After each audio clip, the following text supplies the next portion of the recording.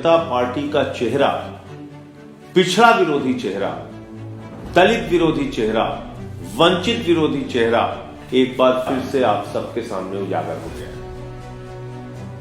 उच्च न्यायालय का निर्णय आया उत्तर प्रदेश के नगर निकाय चुनाव के संबंध में, और आपको बता दूं कि उच्च न्यायालय ने कहा कि नगर निकाय के चुनाव में भारतीय जनता पार्टी की सरकार ने, आदित्यनाथ जी की सरकार ने जो सर्वे कराया वो पूरी तरह से गलत है और मानकों के विपरीत है।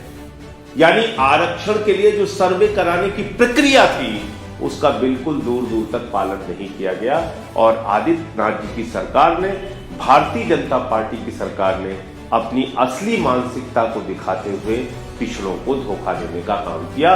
उनका आरक्षण हाईकोर्ट ने कहा क्योंकि आपने प्रक्रिया का पालन नहीं किया, इसलिए आरक्षण को खत्म करके आप चुनाव करेंगे।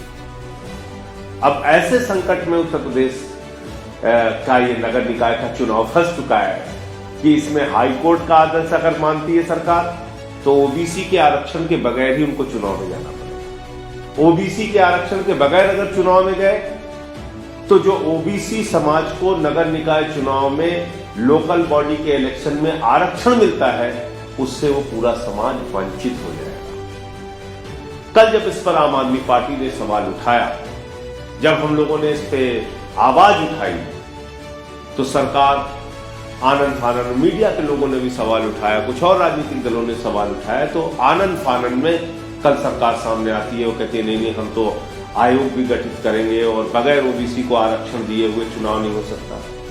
अब तक क्यों सो रहे थे? क्यों आपने जानबूझकर एक गलत सर्वे कराया? 2017 के आधार पर आपने आरक्षण की व्यवस्था लागू की नगर निकाय चुनाव में। यह तो अपने आप में बड़ी हास्यास्पद बात है।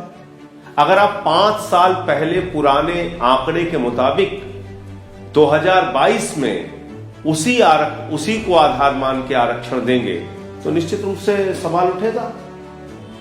निश्चित रूप से यह सवाल आपसे किया जाएगा कि आपने आरक्षण जानबूझ के गलत किया।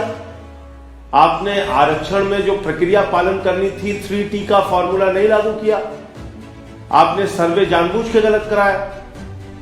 तो फिर से एक बार भारतीय जनता पार्टी का पिछड़ा और दलित विरोधी, समाज विरोधी एक चेहरा उजागर हुआ है। और जब मैं बात कहता हूं तो इसके पीछे की बड़ी कहानी है, कई घटनाएं हैं जो आपके सामने बताना जरूरी है। आपको याद होगा संघ के प्रमुख भागवत जी ने एक बार बिहार के चुनाव के पहले कहा था दलितों और पिछड़ों का आरक्षण खत्म होना चाहिए। आपको याद होगा कि बार बार भारतीय जनता पार्टी के नेताओं के तरफ की ओर से इस प्रकार के बयान आते हैं, लेकिन यह मामला सिर्फ बयानों तक सीमित नहीं है। मैं बताता हूं कि पिछले 8 वर्षों में किस तरह से पिछड़े समाज को धोखा देने का काम किया है भारतीय जनता पार्टी ने, किस प्रकार से दलित और आदिवासी समाज को धोखा देने का काम किया है भारतीय जनता पार्टी ने। आप मुझे बताइए, अगर सरकारी कंपनियों को बेचने का काम सरकार कर रही है तो आरक्षण तो अपने आप खत्म हो जाएगा। रेल बेच रहे हैं, सेल बेच रहे हैं, कोल इंडिया बेच रहे हैं, steel authority of India limited बेच रहे हैं, बीपीसीएल बेच रहे हैं, एफसीआई बेच रहे हैं, एलआईसी बेच रहे हैं, तमाम सरकारी संस्थानों को बेचने का काम कर रहे हैं। तमाम स्टेडियम बेच रहे हैं, सड़क बेच रहे हैं, बिजली बेच रहे हैं, पानी बेच रहे हैं। कोई चीज छोड़ा नहीं जो ना बेच रहे हैं। एयरपोर्ट बेच रहे हैं, पोर्ट बेच रहे हैं, और किसको बेच रहे हैं? अपने उन्हीं चंद पूंजीपति मित्रों को। आप मुझे बताइए, जब रेल बिक जाएगा तो आरक्षण कहां रहेगा? जब कोल इंडिया बिक जाएगा तो आरक्षण कहां रहेगा? जब steel authority of India limited बिक जाएगा तो आरक्षण कहां रहेगा? जब बीपीसीएल बिक जाएगा तो आरक्षण कहां रहेगा? तो एक तो योजना इनकी है, और ये मामूली योजना नहीं है। मोदी जी की सरकार कहती है भारत माता की जय, हम भारत की रेल बेचेंगे, भारत माता की जय, हम भारत की सेल बेचेंगे, भारत माता की जय, हम भारत का कोल इंडिया बेचेंगे। भारत माता की जय लगा के भारत की संपत्तियों को बेचने का काम कर रहे हैं। और इससे दो तरीके का काम कर रहे हैं। एक तो भारत की संपत्तियों को बेचने का काम कर रहे हैं और दूसरी तरफ आरक्षण की व्यवस्था को खत्म करने का काम कर रहे हैं। अब तमाम एयरपोर्ट अडानी को दे दिए गए। एक ही व्यक्ति को अमीर करने के लिए पूरी देश की संस्था चला रही भारतीय जनता पार्टी।